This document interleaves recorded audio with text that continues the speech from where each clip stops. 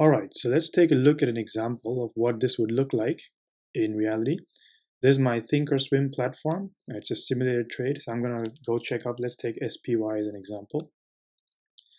Its last done price was 229, right? And what I'm gonna do is, I'm just gonna use Google, and let's say I'm starting out with $5,000.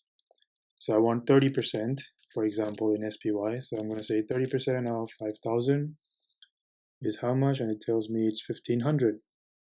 So if I were to buy $1,500 worth of SPY, and SPY is at 229.34, then how many units should I be buying?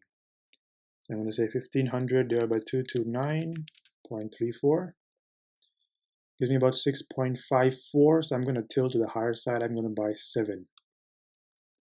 So I'm going to go to the last done. I'm going to go to here, ask price, which says buy. And I'm going to say I want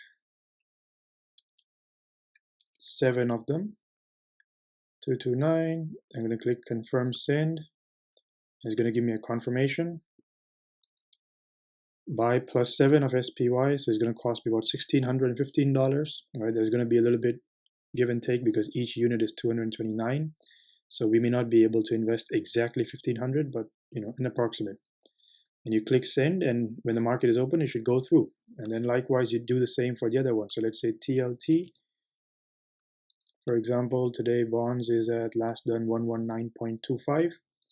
So again, we can take 1,500 divided by 119.25. That gives you 12.57. So I'm going to go with 13 again. All right, so you go to ask, which is buy.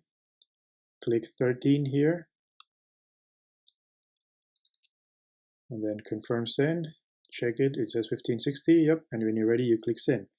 And that's how you set it all up. And then as we discussed in the previous lecture, right, when things go out of whack, like once a year, you rebalance it. So you calculate how much you have in each of these. So let's say bonds have really done well, and now maybe they've become half for your portfolio, like 50%. So you sell some and make sure that you're back at 30%. So that's essentially how it works.